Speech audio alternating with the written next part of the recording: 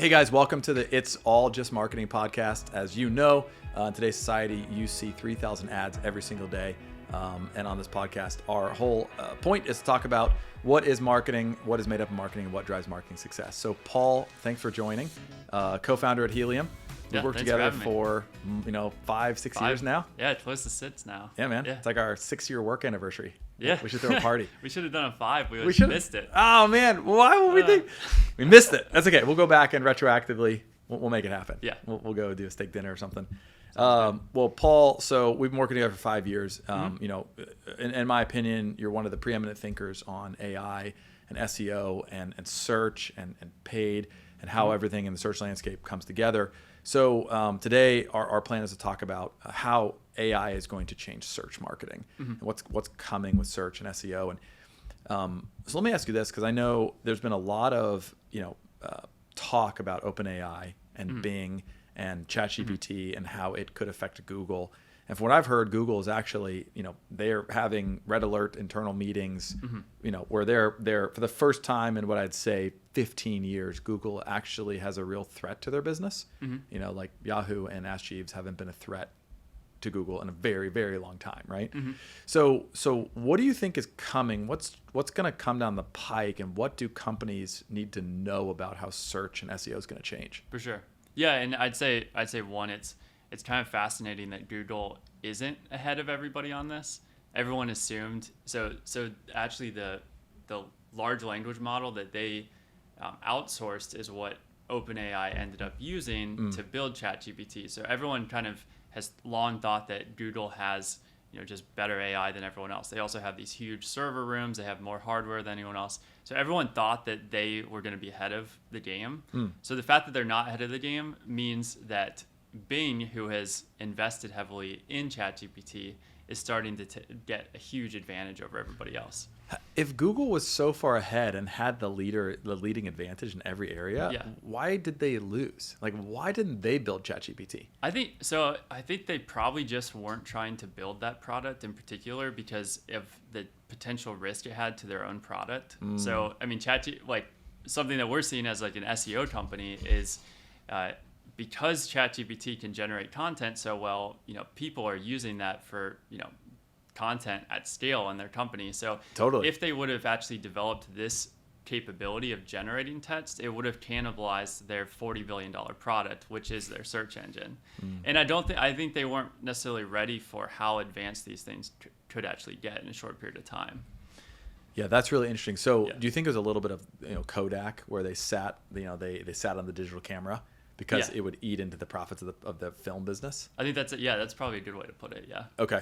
Yeah. That's interesting, because I've wondered for a while, if Google really had the leading advantage, like why would they wait for Bing to create something? Well, Bing invested in it, but why would they sit back and wait for OpenAI to compete with them when they could have built this years ago?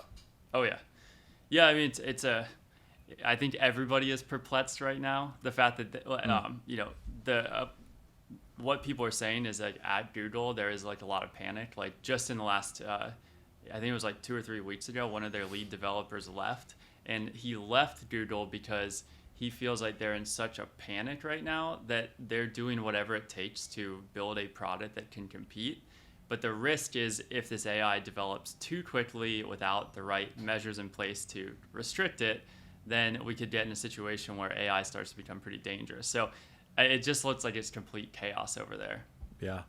No, that's really interesting. And obviously, as a Google partner, we don't want to see anything happen to Google. But what do you predict, like in the next 1 or 2 years? Like, what do you think is going to shake out? Because Bing's coming after Google. Like they're trying to. What do you think is going to happen? Well, I think the answer actually lies into how we're seeing early adopters use ChatGPT. So me as a developer, for example, I am using ChatGPT to help write code that before was like I could do, it wouldn't be difficult for me to do.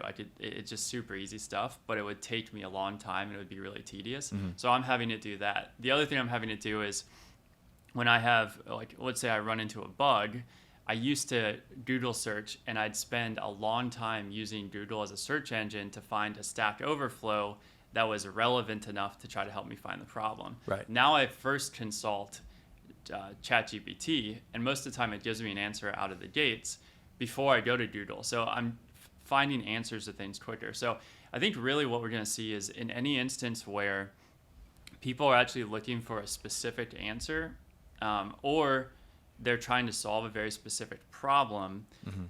This isn't going to affect searches where people are buying products or they want product reviews, but wherever there's a specific answer, and before you had to query, look at a document, scan through it, try to find the answer, that's going to be replaced now with what these search engines are starting to roll out, which is the very top of the search, just getting a direct answer to your question. So I don't know what percentage of Doodle searches are those, but I think anytime where someone is trying to just find that one thing, we're no longer going to have to go to websites and search throughout the content to find that. It's just going to be at the top. And so actually what Google has sort of announced now that they're working on is when you do type in sort of a question-based query into a search engine, they're going to return at the top basically your answer, and they're going to say, we pulled this answer from this website, and this website. And then below that section will be the search results that everyone's accustomed to. Okay. So I see that as being that's going to be a huge time saver. I don't think people quite realize how much time they waste when they're Google searching, just finding a result that answers their question. Yeah, no, I think it's important because, let's say I wanted to change the tires on my truck, right? If I go to ChatGPT and say how to change the tires on a 2021 F-150, it's just going to tell me how to do it. Yeah. Okay, step 1, open the back rear seat. This is where it is on that model. Step 2, do this and this and this. Yeah. Versus Google, I Google that and I get 4 YouTube videos and F-150 world. I have to click on that and read the whole thing, and it's a lot nicer. Or like a video even. So Right. So one thing too that is getting rolled in is that Google has long been transcribing all the YouTube videos, but I personally, if I have to fix something, like I had to fix my filter for my swimming pool this weekend. Yeah. I just find it so frustrating to have to pull up a YouTube video, watch, the intro, watch them talk about all these other things, and then super annoying. Just find this 10-second period where they actually address the thing I'm looking for. Right. So that's how I'm using ChatGPT today. I actually went to ChatGPT and asked it the question, it pointed me in the direction. Nice. And I was able to solve the problem just like that. So man, I feel like you have constant problems with your pool. Like every time we talk, it's ongoing. the problems you are solving is with the neighborhood parking situation and your pool, or 95% of your problems you're solving. Yep. A pool is like owning a house. It's just it's a second house. You're just always fixing it. Now you know why I don't have a pool. Yeah. Yeah. So let's talk about for brands, right? Yeah. Because I think some of these just information-based queries, right, where it's how to fix pool filter or change tire on F-150 or whatever. But what about for brands? So what's going to happen if you're a SaaS company or you're a retail e-com company or you're B2B or whatever it is where you're selling online, you're using SEO as a major converting channel. What's going to happen there? And what do brands need to know? Because just thinking about that, if you used to, let's say that you have, you're a SaaS for ERPs, right? Enterprise resource planning, tech, or whatever you have a platform, and someone Googles, best ERP for, inventory or whatever, whatever, and then now Google just gives you an answer, and if we pulled from these sites, that you're going to lose brand equity if you used to be spot one for that. All that traffic went to your site and converted. Now there's an answer, and they have to read that, and then maybe they click on you. So what do brands need to know about that, and what should they be doing now to improve their opportunity to win in this new landscape? For sure. Well, I'd say, so one, I think Google is going to stay away from a lot of low funnel terms. So for example, if someone types in best TV for my living room, it's going to get them in a lot of hot waters if they just decide arbitrarily that we're going to say this TV is the best. Yeah. So I think that the low funnel terms that are really commercial, or if someone types in best or consulting services near me, terms like that. Yeah. I think Google's going to stay out of trying to have the AI inform you. It's just going to lead to there's going to be money under the table if they do that. For ethical purposes, I think they're going to stay away from low funnel. But I think where clients today need to be paying attention is actually medium to high funnel content. a lot of people today get people into their sales funnels by, asking, writing content that's just really high funnel. So like, what are the, what chlorine options do I have available for my swimming pool? So someone like one of our clients might try to get someone to their website, start to establish themselves as an authority on that subject, and maybe even remarket to those people. But I think a lot of those searches now, people are no longer going to click on a website to read that content. Instead, it's going to be served up to them, and they may not really care who it was that put that in front of them. Right. And then even though you're providing useful content that Google's ultimately using to answer the question, you're not getting a chance to remarket to those people because they're not coming to your website. So it's actually this double-edged sword, because right now it's, from an SEO standpoint, really helpful to build topical authority. Like it's good to build like all funnels of the content, high funnel, medium, low funnel. But I think that's the thing that people have to be really cautious for in the future, is that all these pages that are high funnel that used to get your website a bunch of traffic that you would then remarket and drive down the funnel are potentially going to go away once Google rolls this stuff out. That's a really interesting, and the search won't go away. It's just your ability to rank for it will go away. Yeah, and you might get credit for having answered it, but like Right. Who's going to read, like, we pulled this result from these 3 sites? And do you think those will be hyperlinked, like they can click on them, or is it just going to be cited? So far in the visuals that they've shown, like of the actual tests, Yeah. that you can click on them. Okay. So there's some chance, like if you don't fully answer the question, that they'll click on it, and then you have now a chance to remarket to those people. But now you're going to be producing a lot of very quality content that's going to help Google, but not necessarily help your website anymore. Yeah. So it's really good to know. And it's also good, I think this is really smart, because if a lot of your traffic comes from these really high funnel terms and those are going to get disrupted, it's probably important now to start focusing on low funnel, right? Ranking for the best or the near me's or the ones that'll be really hard for Google to disrupt with AI, which is interesting. I'll tell you a quick thing. So I was on ChatGPT, and so my big thing I'm trying to solve in my house is my grass. Okay, so Yeah. I have grass envy right now. Yeah. I'm Tim, and I have grass envy. I can go to the meetings, but when I drive through my neighborhood, right, like this like really nice yard, really, it's like nice thick grass uniform. Yeah. And then I went to my yard, it's like all patchy and weeds, and I'm like, all right, I don't know what happened, but my grass got really trashy, so we're gonna fix it. Yep. So I'm trying to find landscapers and like the right, and then I'm going down I'm in the Google like rabbit hole of like, well, is it landscaping or actually do I need fertilizer? Oh, there's actually companies who just do fertilization and weed technologies. They don't even do grass cutting. Okay. Yeah. So then it's like figuring all that stuff out. So I went to ChatGPT just for fun and said, who are the best landscaping providers in Cincinnati? Yeah. Give me recommendations. And it came back and said, I am an artificial intelligence and I'm not allowed to recommend products or Yeah. services. And I'm like, Hey, but I want you that's to. spot on. Yeah. Right? And that's what I said. It was like, I'm not allowed to recommend because Bing can't get into the hot water of saying, okay, use this group, and this group. And then all of us are like, what the frick? Yeah. Like, you recommend all my competitors, how do I get on that list? Right? And then it just becomes paid. But then because it becomes paid, people know now it's just a paid resource, and it's basically Angie's List. Right? So it's really interesting how they're going to fight this battle, essentially, of how do you continue to make things truly organic content, but yet Bing and Google are going to be completely deciding it's no longer going to be a curation of the web, it's going to be their AI. I think people are going to be really mad too, because there's a lot of businesses that have invested a lot of money in answering these questions and supplying good information to the user, and Google is just going to take their information to basically pay for ads by answering people's questions. So there's talks of other search engines, like Ahrefs, one of the tools that we use for SEO. Like, I don't know where it's at, what progress it is, but they want to build a search engine that's a little bit more like YouTube, where content creators actually get paid for the content they produce. So if it was used in an AI answer, like then YouTube, maybe you could get credit for it. Yeah. So does I think like today also, ChatGPT, its capabilities are the result of all the content producers across the whole web. I mean, it's crawled tons and tons of content, and it doesn't have to, like, it's free to do that. It doesn't have to get permission or anything to use people's content.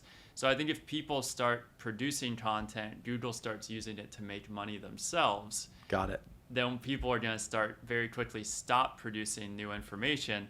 And because search has to constantly stay up to date with the times. I mean, most queries being searched are brand new based off new events, etc. We could see a situation if they don't compensate writers, where writers just like almost go on strike and stop producing stuff. People will do what you motivate them to do. Yeah. And if you demotivate by stealing traffic from them Yep. and not paying them, they'll stop doing it. Yep. Right? That's interesting. So I know we only have a few minutes left in this episode, but Yeah. but what are your thoughts in terms of takeaways? Because you're painting a relatively gloom and doom or like gloomy picture for let's say small or mid-sized brands who may not be Home Depot, who are going to rank for stuff no matter, because as a seed, they're a seed site. But what do you think for these small and mid-size? What should they do today?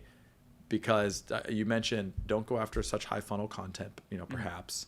But what if that's all they can rank for? What if they can't compete for some of the best enterprise software because it's G2 crowd and it's these highly competitive keywords? I mean, are they just screwed? Is it kind of like you can't do SEO? What do you recommend in those scenarios? I think there's still a lot of opportunity. I would say, today this change hasn't taken effect yet. Sure. They might roll it out, it might roll back. So today you can still go after some of those higher funnel terms, but I think it's just being really strategic when you decide you want to create content from an SEO perspective.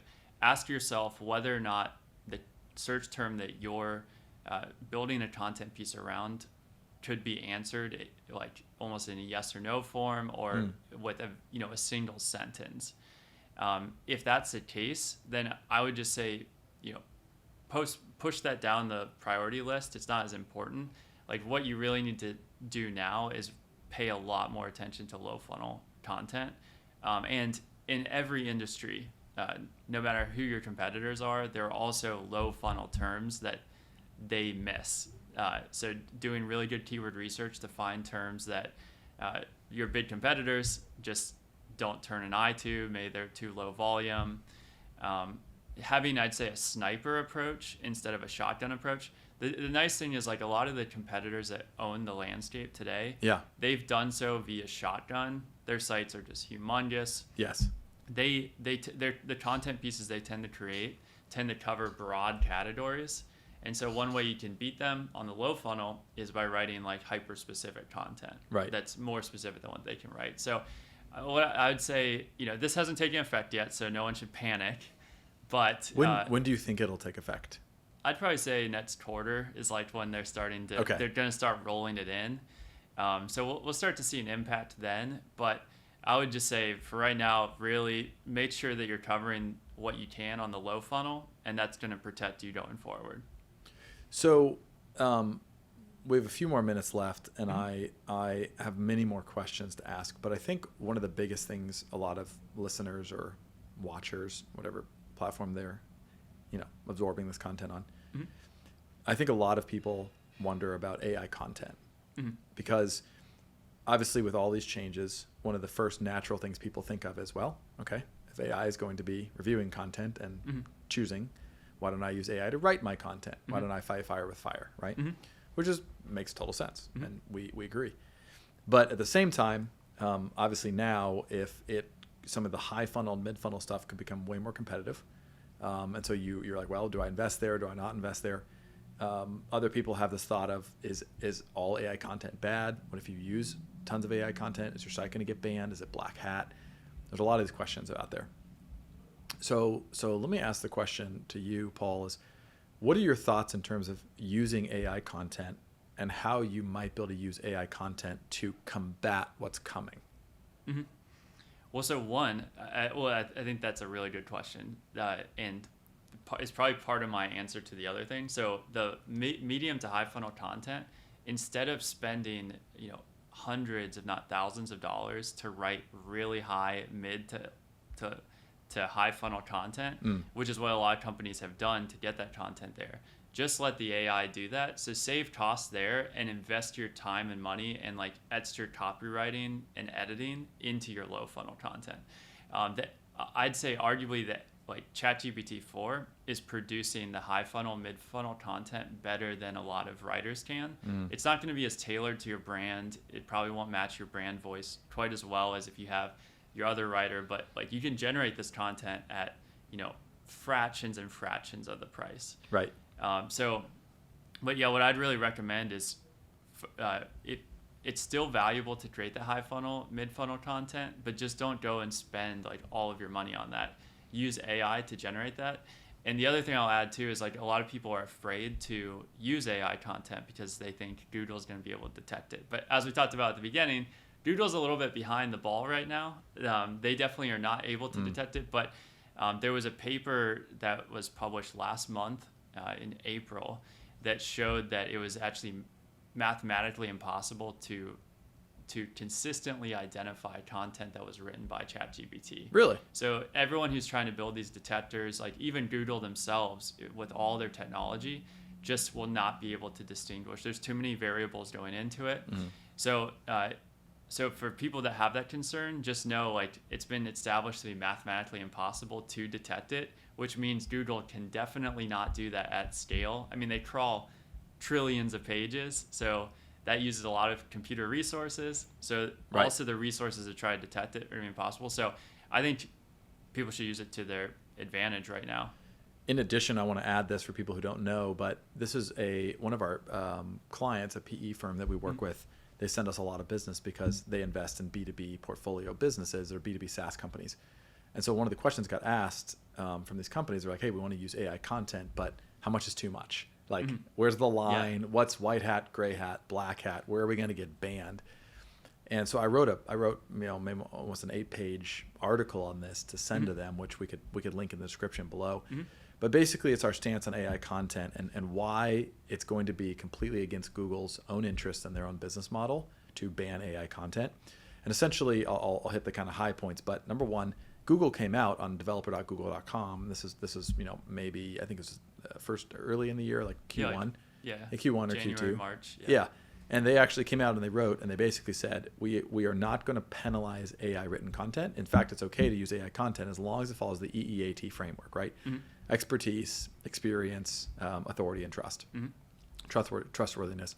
And so if you create content that is authoritative, that they trust because they trust the writer and they know who you are and write it, right? You're not a random person writing about medical terms, right? You're an MD writing about medical terms or reviewed by a medical professional. And then you have expertise and you have experience. If you do the EEAT framework, they said we don't really care how it's written as long as it fulfills the client's query, the user's query. It's well written and it follows EEAT. So it's the first thing that if you're listening, you need to know is that Google has come out and said it's okay to use AI content as long as it's good quality content, right? Helpful content, right? So that's kind of point number one. Point number two is in terms of how much is too much. I mean, that's a difficult question to answer. What I always tell clients is I think it's probably black hat to create entire websites fully using only AI generated content, articles and whatever, and even imagery and whatever. It's probably not wrong.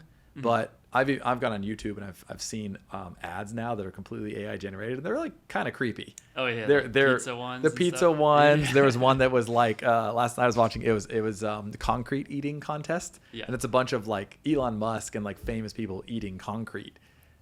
It's like this hilarious thing. It's like you can tell it's fake, but at the same time it's like kind of real. And it's like wow, this is like the deep fakes are going to get really hard to tell in the next 5 years. Oh yeah. So that's a whole other thing. But when you look at the AI, you say like, this is entertaining, but I can clearly tell this is not real. Yeah. Right.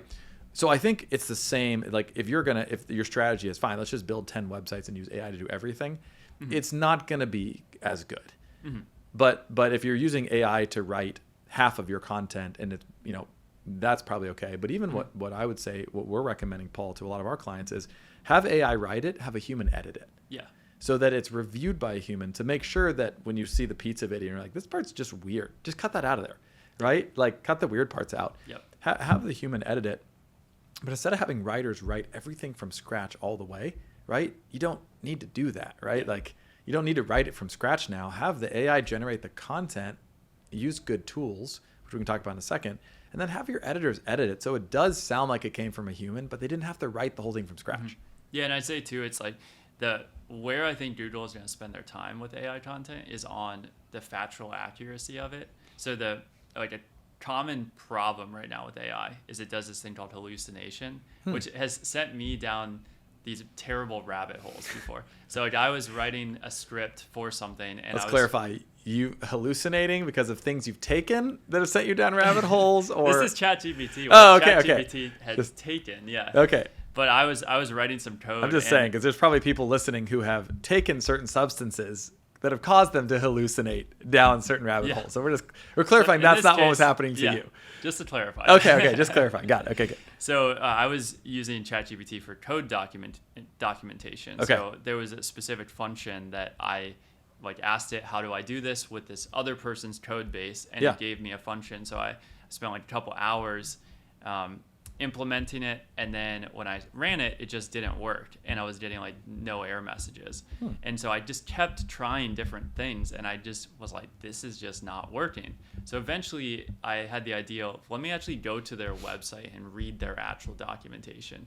And what ChatGPT had told me to do was completely made up. Like they did not do any of the things that it told me to do. Okay. So I wrote all this like junk code that was for something that didn't even exist. Okay. So because I'd say ChatGPT is a lot like a person, where it just knows how to say stuff that sounds right. Mm-hmm. Like it's been known to, for example, make up citations that look completely real, like fake studies that don't even exist to validate its points. Wow. So it's just like an ongoing issue. So what I was going to say, though, is like when it comes to using AI to generate content, it's very important, I'd say, to have a human read it, because where AI can go wrong, it's not detectable for this because humans can also go wrong here, is that it can just make stuff up.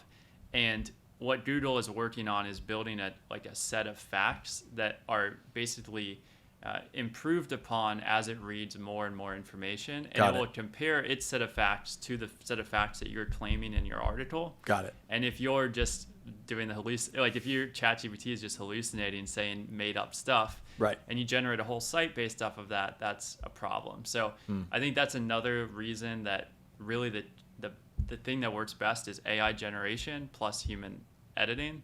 It will avoid you getting into trouble, but then honestly, like when we do that, we can get content to the same place that it was with just human writing. A lot faster and for a fraction of the cost. Yeah. So if you're listening to this podcast, Helium has several tools in our disposal. And I'd like to take just a couple minutes and talk about that, because there's a lot of stuff out there now. Mm-hmm. And there's also ChatGPT. You can use GPT 3.5, GPT 4. But those were not built for SEO, right? Mm-hmm. And so can you talk for a minute about Noble and H1 and what they do and why they exist and how they work? Because obviously we have a vested interest. We believe AI content's really important. But I'd just love to hit on those really quickly, because I know those tools are really crucial to a lot of companies that we work with now.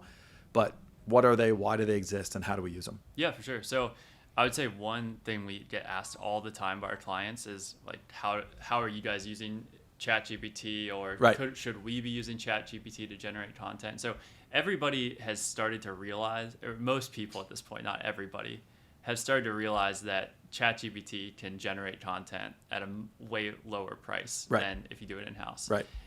But the problem is if, let's say, one of our clients were to go do it themselves, if they were to go into ChatGPT, they'd start to run into a couple big hurdles. So first, let's say they ask it to write a content piece on a specific keyword. Mm-hmm. One of the first hurdles they're going to encounter is that the content length is probably not going to be optimal. So ChatGPT tends to only write 500 words at a time, especially if you're in the interface. So, but in order to rank and be relevant for content, normally you have to have about 3,000 words. Yeah, 500 is too small. Yeah, too short. So that's going to be one of the first hurdles. Content length is going to be really tough, and you're going to spend a lot of time trying to stitch stuff together. And so one thing that Noble does is we've already done all the prompt engineering. We're also stitching together a number of different prompts in order to hit the content length necessary. Okay. And the other thing, and you can program it too, right? To say, hey, I need a 3,000 word article, or I need a 5,000 word article. Yeah, you can give it ranges. So just like a person would have a hard time fitting it all into a specific number, it can fall into that range. Okay. The other really big thing is normally if you go to ChatGPT and ask it to write an article, it's going to try to write an article that would be ideal, kind of on its own, not for a search engine. So search engine content is different than content that you might send to a friend for entertainment to read, or like news Right. publications. Right. It's not really content that most of people read from top to bottom. SEO content is more, its purpose is to answer all the different types of questions or queries or intents that someone might have about that subject matter. And so if you just, without training, go in and ask ChatGPT to like write you an article, it's going to write you an article that might read good to you, but it doesn't have the characteristics that make for a good SEO page. And then the last piece is, it's like the common meme, right? Where it's like an SEO walked into a bars, pub, tavern, whiskey. Yeah. Right? What is a bar? Right. Those do are you like walk into a features of good SEO content, is Right. that they like define things, they provide definitions. Entities. Versus like people like don't really want to read that content from top to bottom. They're just going to scan it and jump to the section that's most relevant for them. Because if you think about the most entertaining content, it's editorials. Yeah. It's, I like to read fantasy, like fantasy fiction. Yeah. It's engaging. It's a story. There's the hero journey.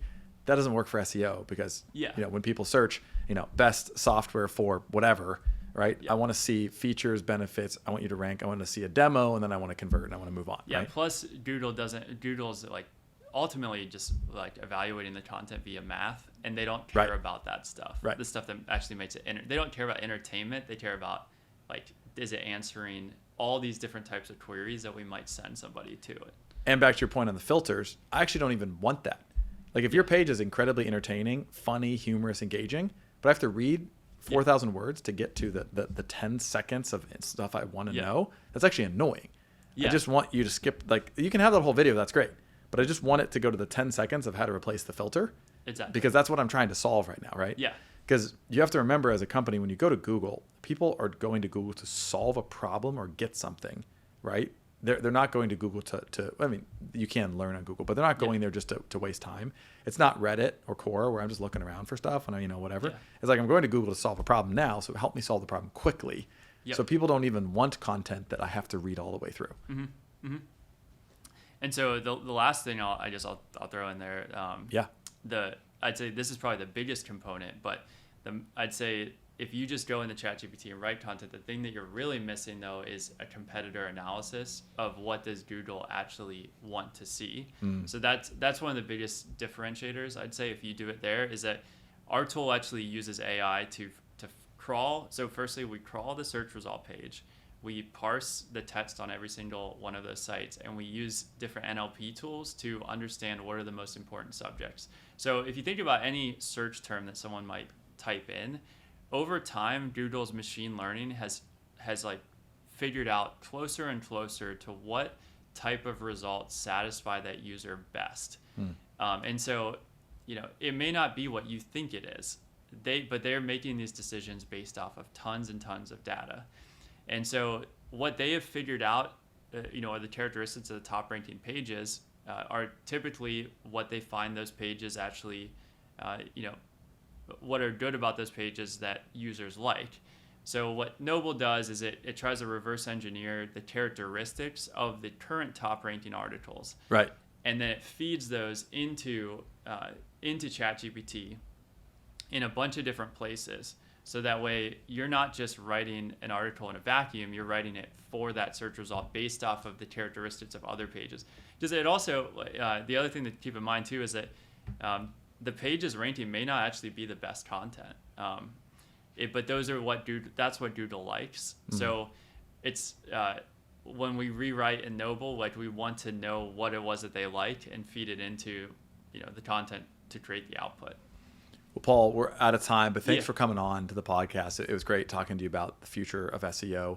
Yeah. If people want to reach out to you specifically after, what's the best way to get in contact with you to continue the conversation? Yeah, for sure. Best way to reach out to me is just my email, Paul at helium-seo.com. Hey guys, thanks for joining. This has been the It's All Just Marketing podcast, where we talk about marketing and what makes successful marketing campaigns in 2023 and beyond.